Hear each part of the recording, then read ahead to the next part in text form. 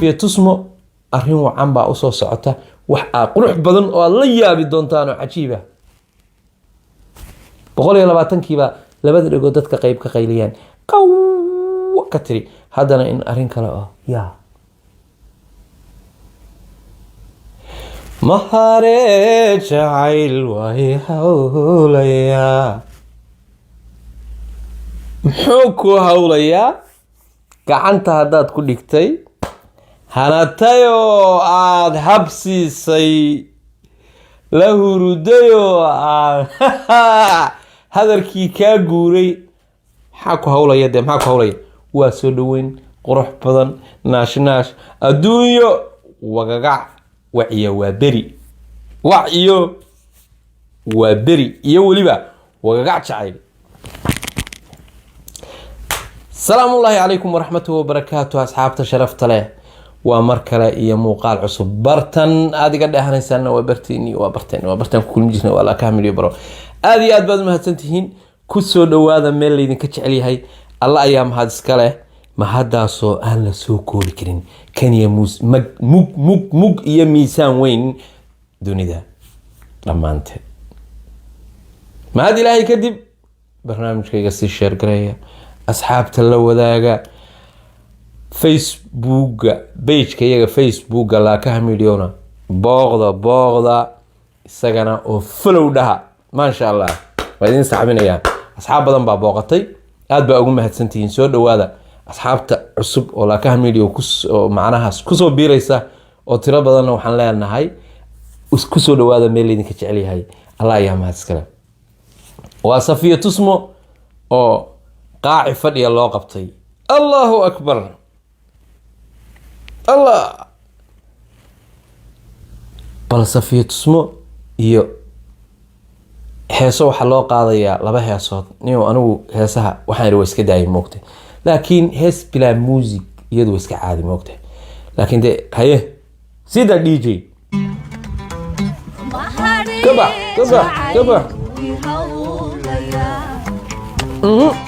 أيه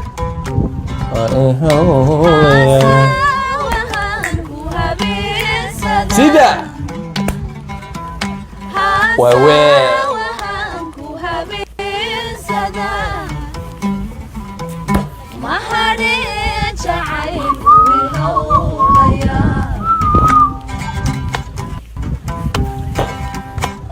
بس وتأكل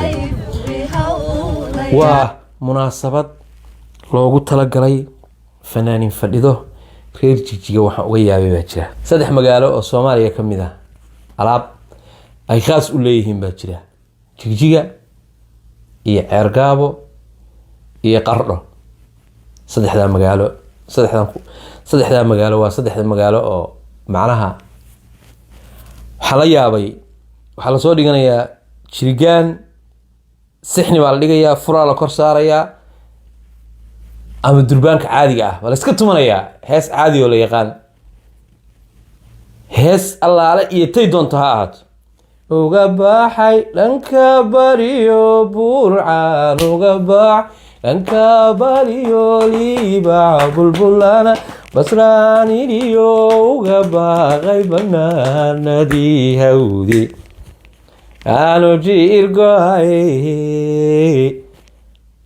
waxa arkaysaa dadku dhan waa wada xadreynayaan jijiga alla ya jali energy cause maransi joogaya oo kala maaragteen alaabahaas oo dhan alla ya jali alla ya jamal inuu nabigu muuqdaan boodaya maartan islaan tiraahda waa aagaas weeye magaranaysaa waa Soomaali galbeed dhinacaas weeye waa dareemaysaa moogti say u tumayaan waxa arkaysaa heesaha ugu baalkaysan aroosyadooda qayb bay magaranaysaa gabdhuhu meeshii buraanburka qaarkood bay geliyaan haatan fanaanin baa la fadhida qaaci waad arkaysaan ila eega heese waxa loo tumayaa qaaciya kabax waa soo dhaweyn macnaha waxa la yiraahdaa ma taqaan kusisugi arooskii ayaa dhacaya dhawaan marka kusisugi arooskaasoo weliba xaaladiisu aysan caadi ahayn anigu waa sugi la ahay dad baa waxay ku muraara dilaacsan yihiin 120 halaad oo geela dad baa ku muraara dilaacay muraara dilaac ma arki jirteen marka oo macnaha waxaad arkaysaa gabdho muraara dilaaca oo leh maxay tahay 120 waxa la rabay gabdhuhu inay farxaan anigu aqliyan waxaan islaam taqaan markay fikiray waxaan islaha markay arkaan 120 ka halaad gabar walba waxay dhahaysaa galka seefta kala baxaysaa 130 baan rabaa safiya tusmo horta 120 iyadaaba degane in xataa 121 waa yeerayaan go'aankaas iska soo wada jarayaan laakiin gabdhaha inta soo fariistaan diidaya isma lahayn laakiin la arag adduunyaa la joogaayo wax kasta waa la arkay gabdha wajiga soo duubtay ma arkayo qaylinaya see ku dhici kartaa tani dhacday waxaase ka daran taa waxaa kasii daran maasadaan kula dul joogaaye abshir nur faarax bacad ilaah u naxariiso taa waxaa kasii daran maasadaan kula dul joogaaye ma garanaysa haatan taa waxaa kasii daran adduunyada soo socota aroos khamshaxda inaa lilaahi wa inaa ilayhi raajicuun ciil dee afkaasaa laga hayaa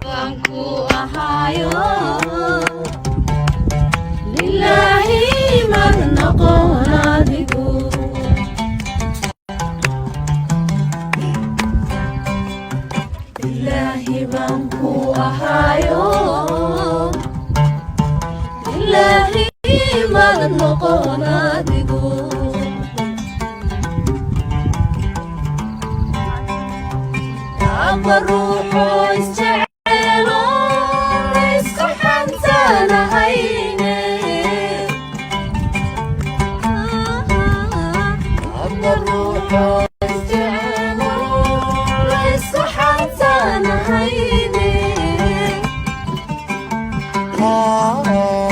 لمن مالي الدنيا ذو لكن كان فلانين هيقالوا من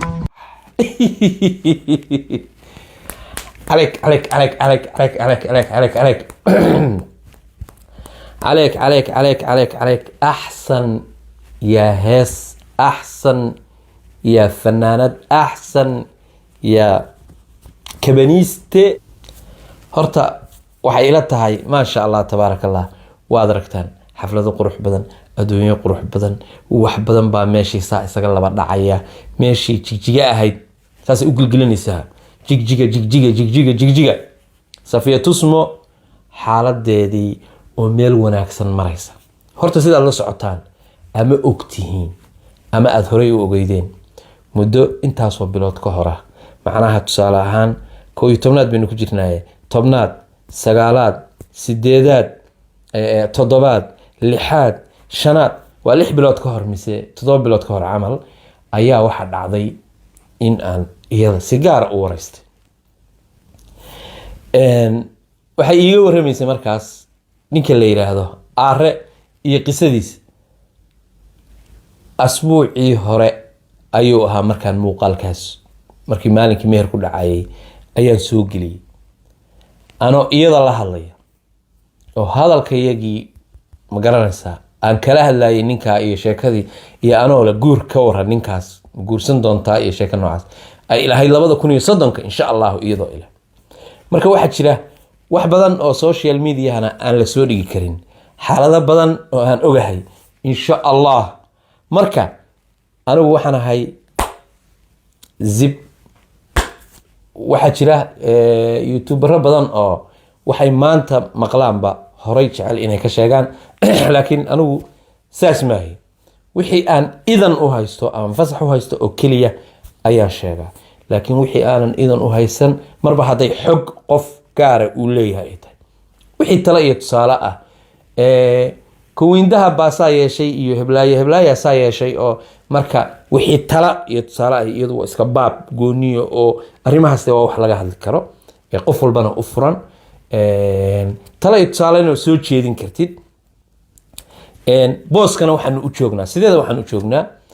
inta samaha jecel baan ka hadlayaa annaga youtuberada inta samaha jecel afkooda anigoo ku hadlaya inta xumaanta jecel maaha inta samaha jecel afkooda anigoo ku hadlaya waxaan meesha u joognaa culimmadii Soomaaliyeed gabdhaha TikTok-ga qaladaad ka sameynaya aan Facebook-ga waxay ku gaaraan sheeko culimadii wa'mur bil ma'ruf wa nahy 'anil munkar in ay culimadu dadka maaragtay ma garanaysaa laakiin waajib kala jiro oo qof walba saaran oo nabigu wuxuu calayhi salaatu wasalaam iga gaarsiiya dadka aayadna ha ahaatee marka maadaama aysan culimadii goobihii joogin in aan anagu dadkii wixii inay xumaan yihiin u sheegno caruurtana la qabto oo laga cesho waxa laga yaabaa in markaa dadka samaha jecel oo youtuberada markay hadlayaan in culimadu isha ku dhufataa laga yaabaa oo eegto ninkan muxuu ka hadlayaa ma fahmaysaa maadaama aysan de meelaha luqluqyada oo aysan soo arkayn waa laga yaabaa waxa inay saa ku arkaan hadhowna ay si guud uga hadlaan waa dhici kartaa laakiin dadka youtuberada inta samaha jeceli boqolkiiba boqol waxay bulshada kula dhex jiraan in ay wanaaga sheegaan oo dadka ay wanaaga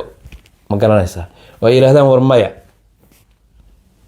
balliqu anni buu xadiiskii nabiga kaleey sallallahu alayhi wasallam walaw aaya war iga gaarsiiya dadka ma garanaysaa hal aayadna ha ahaatee marka maadaama aan qolyaha samaha jecel waxaan jecel lahay in aan gabdhaha si farsamaysan waliba anigu saan isticmaalaa waxay tahay gabdha ma maago gabadhu si kasta u qaldan tahay waxaan jeclahay inaan qaladkeeda si tartiiba u tusiyo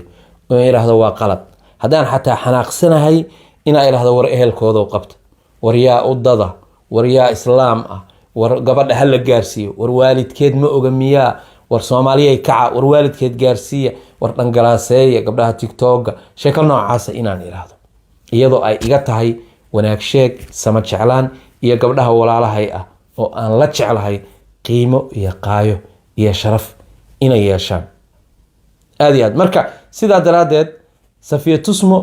arrin wacan baa u soo socota wax qurux badan oo aad la yaabi doontaan oo cajiib ah 120kiiba labada dhigood dadka qayb ka qayliyaan qaw ka tiri haddana in arrin kale oo yaa